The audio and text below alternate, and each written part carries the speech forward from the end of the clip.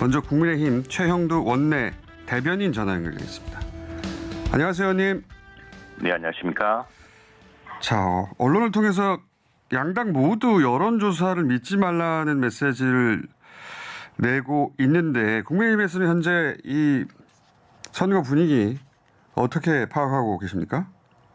지금 여러 지상파 여론조사 결과라든가 또 오늘 아침에 한겨레신문 조사를 보더라도 상당히 민심의 이반은 뚜렷합니다. 특히 한겨레신문 오늘 여론조사 결과를 보면은 총선 당시 여당표를 찍었던 29%, 그 30% 가까이가 서울의 경우 오세훈 후보 지지로 돌아섰다고 합니다. 그런데 지금 이게 여론조사라는 것은 전 국민이 다 투표한다. 이 여론조사 응답자들이 다 투표한다는 전제하에 사는 것인데 이 조사가 투표로 이어져야지만이 실제로 그렇죠. 이런 여론조사 같은 결과가 나오겠죠. 그러나 이 보궐선거는 특히 투표율이 낮습니다. 낮고 그럴 경우에는 지금 민주당의 경우는 서울 같은 경우는 이 2018년 지방선거와 작년 총선거에서 민주당의 그 조직세가 압도적입니다. 서울의 경우 49명 국회의원 중에 민주당이 41명, 25개 구청 중에 24개 구청장이 민주당입니다. 네. 110명 서울시의회도 101명이 민주당이거든요. 이 조직세 지난 10년간 특히나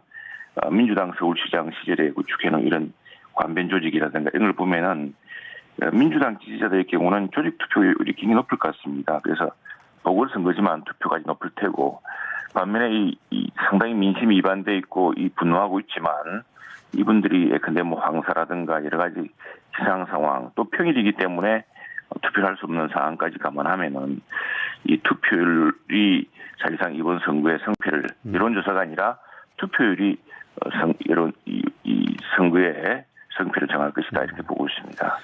그러다 보니까 이제 여론조사를 믿지 말라는 메시지를 내는 것이 그러니까 혹여라도 그동안 발표된 여론조사 격차가 커서 지지자들이 승리를 낙관해서 혹여라도 투표장에 나오지 않을까 하는 우려가 국민의힘에 있는 거 아니겠습니까? 예, 실제로 그런 우려도 있고 네.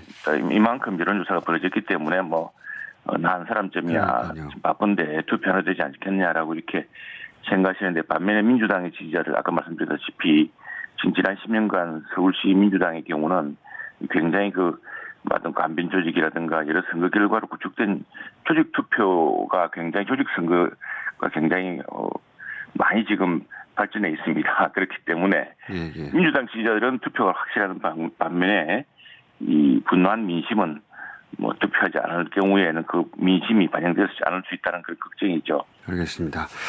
그 우려는 저희가 충분히 했고요. 사전투표, 본투표가 있는데 이제 사전투표가 많이 이루어지면 어느 당이 유리하다는 분석들이 그동안 꽤 있었습니다.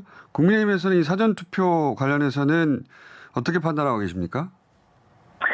이제 기존대로라면은 이제 20대, 30대가 과거에는 조금 진보 성향이 강했습니다. 그래서 이 젊은 사람들이 사전투표에 많이 참석하면은 민주당이 유리하다는 공식이 좀 일반적이었는데 그렇죠.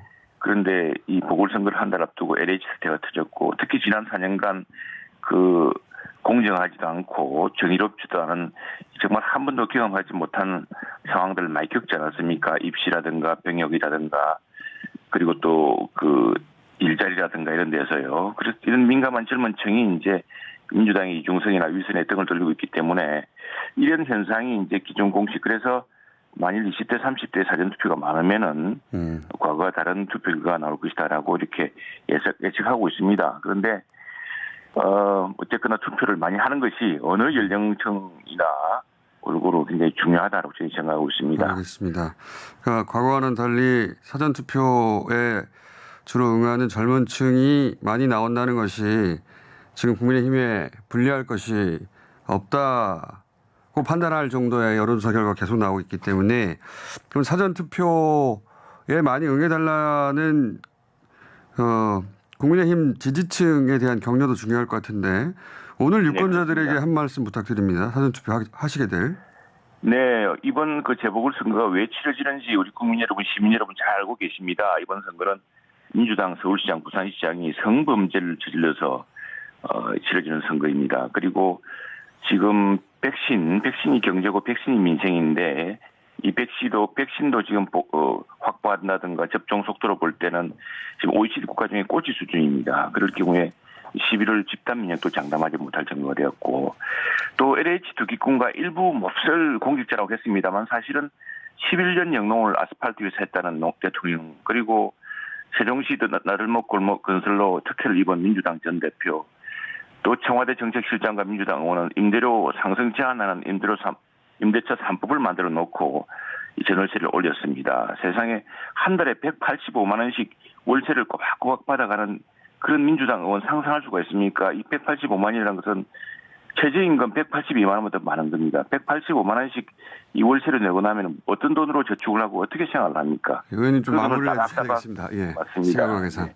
그런 민주당을 심판하는 선거입니다. 꼭 투표에 참석하셔서 이렇게 오만한 정권을 심판해 주십시오. 알겠습니다. 그리고 이 오늘 말씀- 오만한 정권을 심판해야지만이 정치가 발전합니다. 예, 저희가 시간을 양쪽 모두 정해준 터라 감사합니다.